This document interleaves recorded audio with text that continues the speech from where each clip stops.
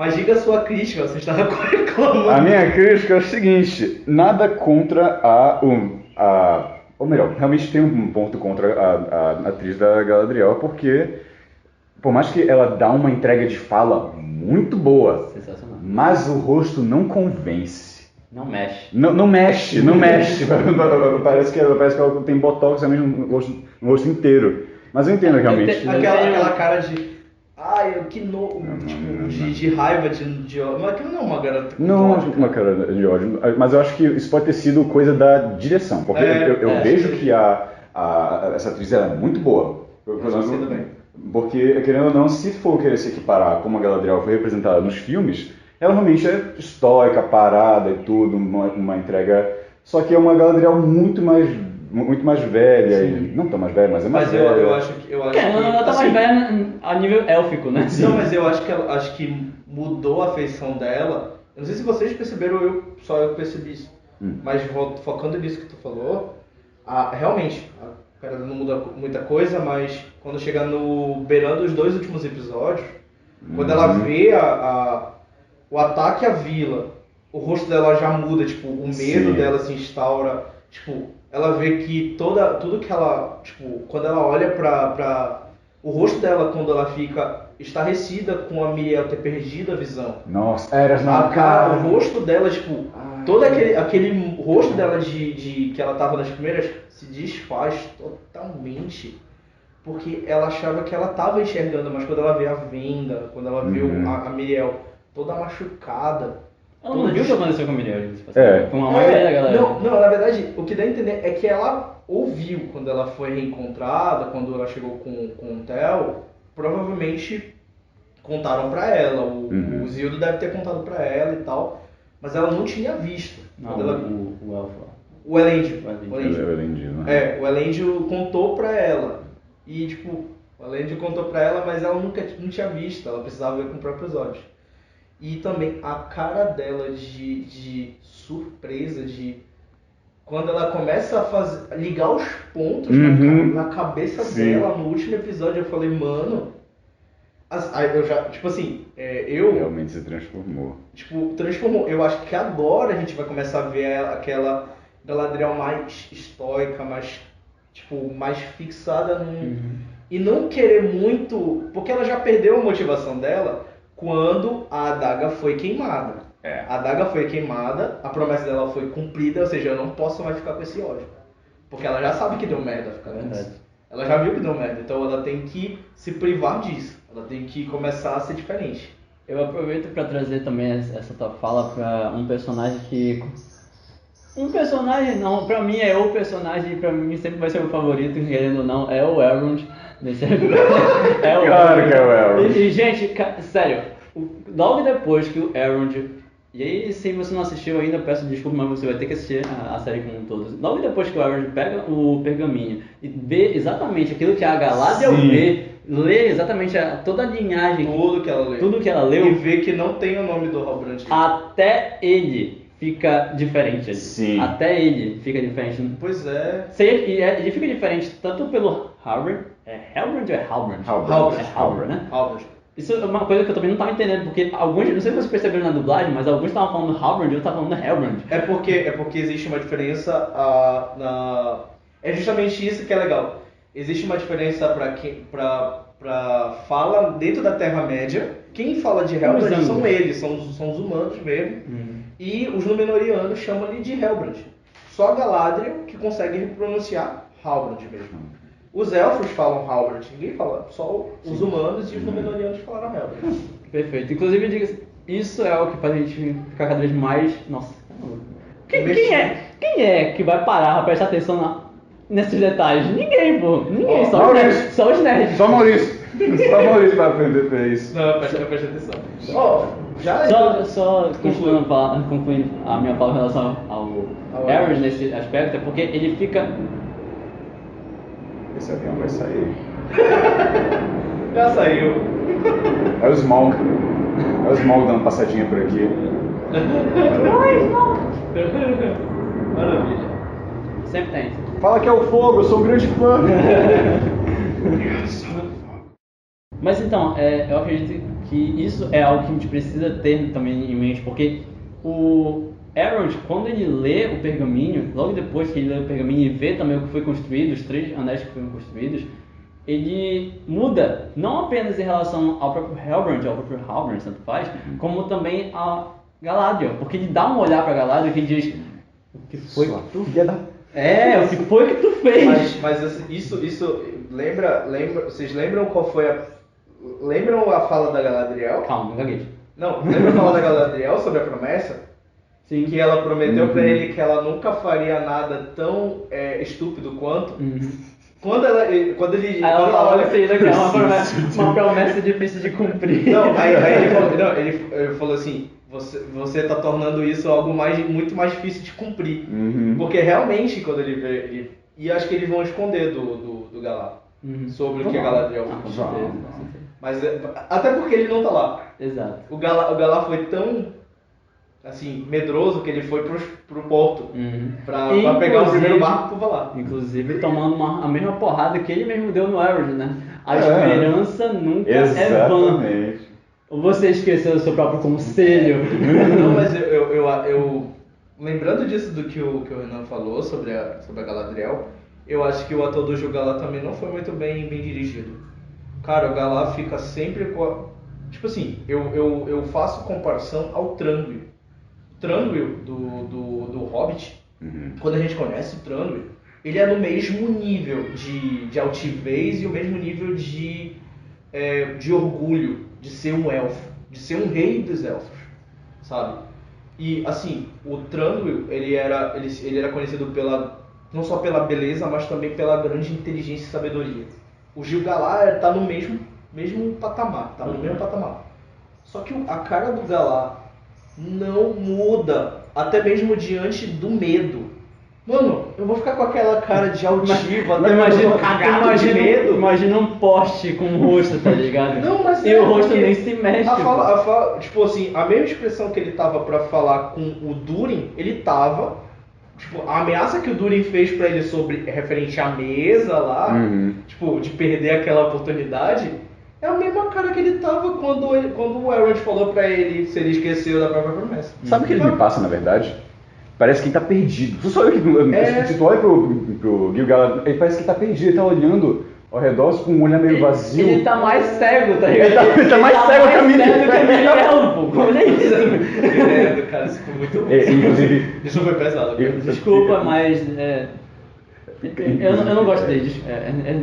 O Galar ainda vai fazer muita merda ainda, cara. Vai ver muita... Inclusive, isso é algo também a se comentar, eu ia comentar isso com relação à própria Galadriel, que a gente está falando de personagens, como o próprio Fernando comentou anteriormente, a gente está falando de personagens e eventos que estão partindo de um ponto inicial, cara. Tá lá atrás. Nem tão inicial assim. Não, sim, querendo ou não, é um princípio. Poxa, eu tive a oportunidade, cara, eu tava sozinho na sala, à noite, assistindo o último episódio, e eu dei um berro quando eu vi o vulcão. Eu dei um berro quando a montanha explodiu.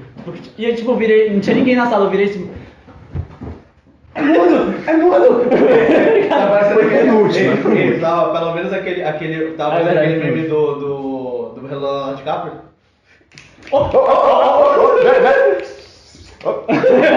Exatamente.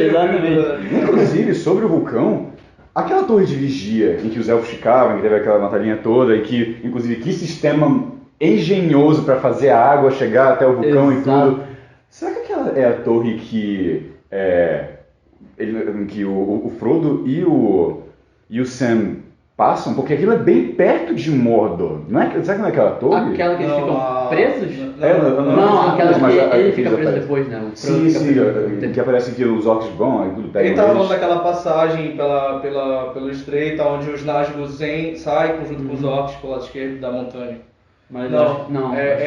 Assim, teoricamente, a gente ainda não viu essa parte. Ela fica... Porque assim, Mordor, quer queira, quer não, ela é central. Sim. Vamos pegar estilo de mapa. Ela tá basicamente... O porto onde fica Númenor é basicamente 50 quilômetros a sudeste. A sudeste. 50 quilômetros a sudeste. Só que a mar. Por mar. Então, tipo assim... Pelo mar é 50 km. Só que por onde eles desceram é mais ao sul, um pouco mais a leste. Continua mais. É basicamente mais uns 50 mil quilômetros mais ou menos. 50 mil? É porque assim, 1000 no sentido tipo, a barco reduz muito. Reduz muito, porque mas de 50 para 50 mil. 50 mil é um pouco muito. Calma lá. Basicamente uns 10 mil, basicamente 5 mil quilômetros a mais. 5 mil? 5 mil é distância de Los Angeles pra África. Calma, cara, calma. Não, mas eu entendi o teu ponto. Eu acredito que é uma questão de escala, de fato. Se você escala é muito maior. Se você tiver... Escala de mapa, a distância é maior. 50 km de barco, neste caso, considerando de barco seria quantos dias? Um dia só de viagem. Um dia de viagem. Mas a pé daria mais ou menos 2 dias. Então, 2, 4 dias. A nível de escala, aproximadamente em 130 quilômetros. Aí, quilômetros, só que assim, calma. A montanha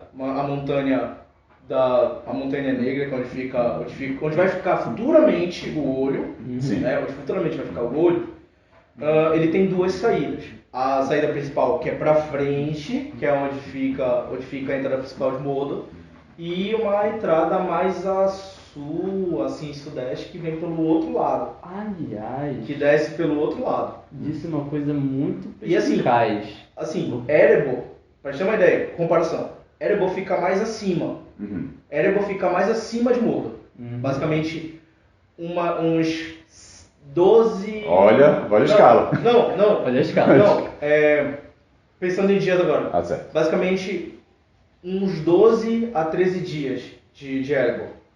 A pé. Só que pro norte. Então, tipo assim, descendo é Mordor. Então, tipo, toda uma área grandona é Mordor. Sim. É uma área gigantesca.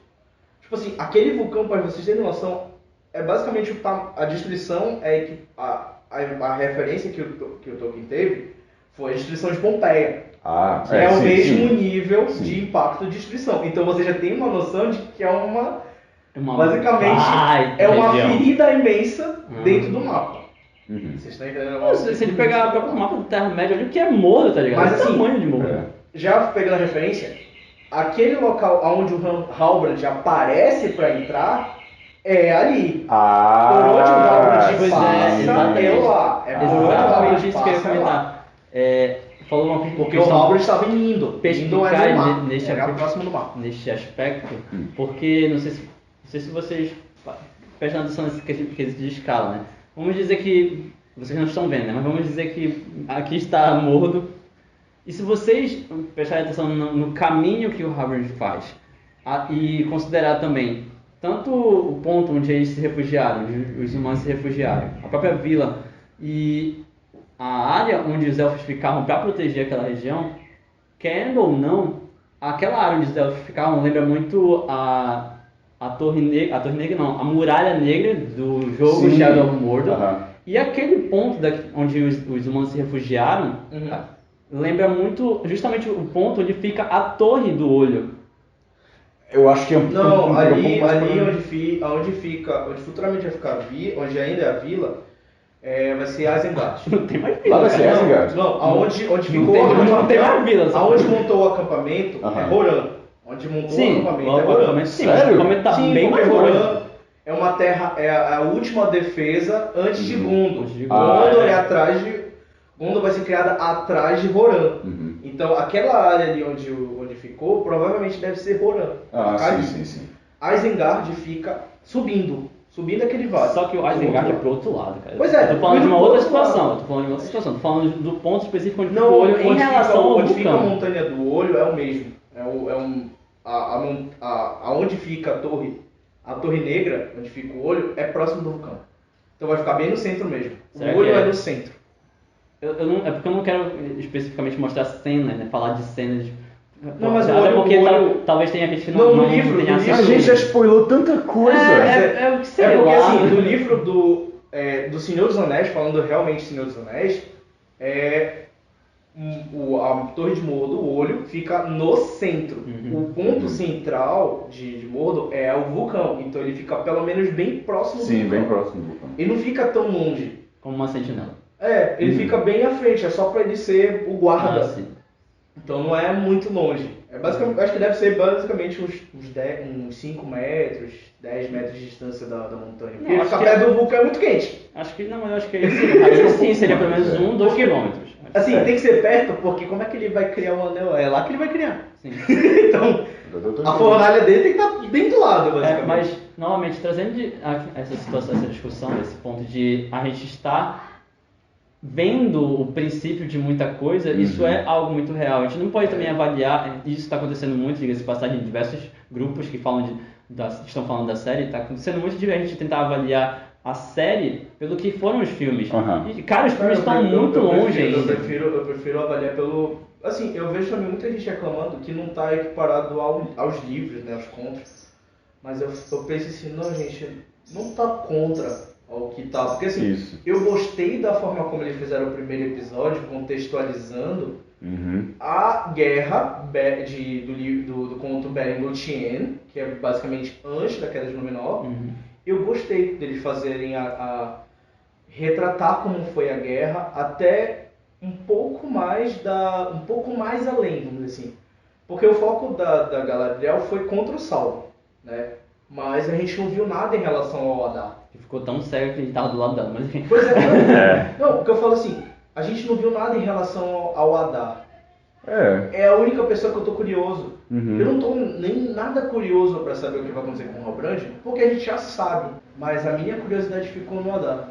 Como foi que o Adar saiu de Valar para lá, para Terra-média? Como foi que ele conseguiu trazer aquela imensa quantidade de orcs em um barco? Qual foi a treta entre ele e o Sauron? A questão é porque o Adar ele é fiel ao Morgoth. O Sauron ele está tentando se regenerar das garras do Sauron, do Morgoth. Sim. Então o Sauron está querendo, vamos dizer assim, da visão dele, fazer o bem. E o Adar meio que não acha que é assim que o Morgoth quer. O Morgoth quer a destruição total da Terra-média. Tipo, a dominação de todos a favor dele. Meio contra-intuitivo, mas... Só que o Sauron tem uma outra visão. Tipo, basicamente o Sauron quer fazer ou vai fazer quase a mesma coisa, só que do jeito dele, tá ligado? Não exatamente. Cara, assim, o que vai acontecer? Vai ser basicamente um arco de redenção do Sauron das maldades que ele fez. Só que do jeito dele. Que porque é o único jeito que ele conhece. Ele acha que ele precisa destruir tudo para curar tudo. Recomeçar. Ele precisa destruir tudo e recomeçar tudo do zero, através dele. Tipo, ele ser o senhor de tudo, ele ser o senhor de tudo. Tecnicamente tu concordou com o que a gente falou. Só que assim, a questão dele não é primeiramente ser o senhor. A primeira dele não é isso. A primeira... Não, mas eu falei dele destruir as coisas, não falei dele ser senhor. Pois é, só que vai visão... Vai caminhar pra isso. Só que ele vai caminhar para outra forma. É ele realmente ser o senhor. Sim. A ideia dele não é destruir todo mundo e achar que, sim, matando Adar, matando Morgoth, aos poucos tudo se volta. Até aproveitando e perguntando também pro Isna sobre isso. Cara, a atuação do ator do Halbrand. Eu gostei. Assim, ele foi, acho que um pouco demais, assim, um pouco over the top, uma coisinha ou outra, mas em Númenor ele fazendo toda aquela manipulação, o joguinho lá, roubando, mas foi bacana, eu gostei. Eu fiquei curioso até, tipo, como é que ele conseguia lutar tão bem daquele Sendo que ele mesmo fala, eu não sou um guerreiro. Ele fala pra Galadriel, eu nunca fui um guerreiro. Nunca fui um guerreiro. Vai deita 8 pessoas na porrada. Vai lá, quebra osso, quebra costela e tal. Tá uma maravilha. Já começou, realmente nesse ponto já começaram umas incoerências. Aí vai pra Galadriel perguntando, um ferreiro luta assim? Diga-se de passagem, o Halbrand ele trouxe, né? O ator trouxe realmente algo muito forte pro personagem. Sim. Muito mais convincente do que quem estava do lado dele, mas enfim. Opa. Eu certamente, eu sempre vou ser o cara eu seria do contra em relação não a atuação da Galadriel, não especificamente a atuação da Galadriel, mas a Galadriel dos livros justamente onde está se passando a série, tá muito condizente. Ela realmente fica com essa cegueira em relação ao Sauron e tal. Só que a gente não chegava ela ajuda, a gente sabe, pra quem lê, que em algum momento a Galadriel ajudou o Sauron no passado. A gente não sabia como. Agora tem contexto. A gente sabe como. A gente sabe como. É verdade. E a gente sabe como essa transição vai se dar, porque assim, ela, por exemplo, o rosto dela de ódio, de raiva e tal, fica constantemente até no menor. Eu preciso e tal, voltar pra Terra-média. Quando as merdas acontecem, você vê o rosto dela ficando mais, apesar de sério, mais sereno. Ela pedindo desculpa pro Elrond na hora que eles se encontram. Tipo, por que você pulou do barco? Não, ele perguntou, o barco virou, ele perguntou se o barco tinha quebrado na hora lá do... Não, ele perguntou como você chegou aqui. Como você chegou aqui. Não, ele pergunta como você chegou aqui, mas ele perguntou, o barco virou, tipo, o barco caiu, você caiu do barco? Ela perguntou se ela caiu do barco, ela disse não, eu me joguei do barco. Mas ela pensava em morrer nadando, ela não pensava em se salvar. Tá entendendo? Acontece, criança verão. Hobbit. E assim, eu assim, você do contra, mas eu gosto das atuações como elas estão, porque apesar de, eu acho que assim, eles não tiveram nenhuma referência prévia. Todos eles não tiveram nenhuma referência prévia. Porque essa é a prévia. Essa é a prévia. Exatamente. Assim, nem nos livros contam como a Galadriel realmente é. São poucos trechos onde a Galadriel é citada, mas não mostram assim, a expressão dela, eles não são muito detalhistas. Né? A gente vê detalhes só em O Hobbit, nos outros livros que já estão completos. Mas nos Inacabados a gente não vê detalhe nenhum. Tipo, o Elrond não tinha absolutamente nada, porque tudo que tem do Elrond só é um trecho curto sobre a história de como ele e o irmão dele nasceram. Inclusive, foi uma crítica que eu vi que, como assim o Elrond é um político, ele era um guerreiro, ele era um general, só que justamente se passa antes e não tinha nada, cara. Ele ainda não é o rei. Ele não é ainda o grande Elrond de Valfenda. Ele ainda não é esse Elrond que a gente conhece. Ele é o Elrond meio elfo. Ele é o Elrond meio elfo que ainda que lutou para ser aceito pelos elfos. Sim. E ele fala isso pro Selene, pro Kellen, que tipo, eu lutei muito pra estar no mesmo ponto. Eu queria aproveitar e fazer só um comentário. Eu escuto o Maurício falar assim. Selene, aí eu fico tipo, mano, que intimidade é esse que ele tem com o Celebrimbor, tá ligado? E com o rei Gil-galad, que ele chama de Gala. Não, chama de Gil. É o Gil. É o Gil. O meu mano Gil, tá ligado? Mas assim, quando a gente lê os livros, a gente começa a ter intimidade com essa picadinha.